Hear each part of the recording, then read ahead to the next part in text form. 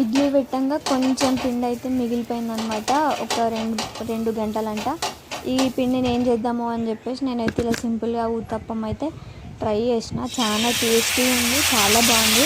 మీరు ఎప్పుడన్నా కొంచెం ఇడ్లీ పిండి మిగిలినప్పుడు కానీ, మీకు ఎప్పుడన్నా ఇడ్లీ ఉన్నప్పుడు దోశ తినాలనిపిస్తే ఒకసారి ఇట్లా ట్రై చేసుకొని చూడండి. టేస్ట్ అయితే చాలా బాగుంది. నేను ఇడ్లీ పిండిలో లైట్గా వాటర్ పోసుకొని ఇలా పెంక మీద ఆయిల్ అప్లై చేసుకొని ఈ పిండిని అయితే కొద్ది ఇట్లా దోశ లెక్కలా స్ప్రెడ్ చేసుకున్న, కొంచెం మందంగానే.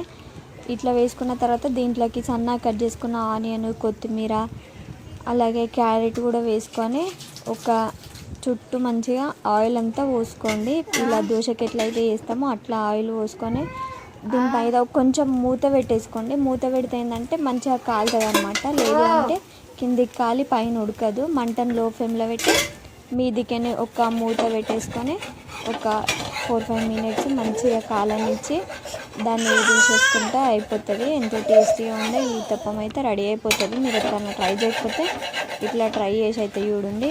అలాగే మన ఛానల్ని కొత్తగా చూసిన వాళ్ళు సబ్స్క్రైబ్ చేసుకొని అలాగే వీడియోకి లైక్ చేసి వెళ్ళండి. Thank you.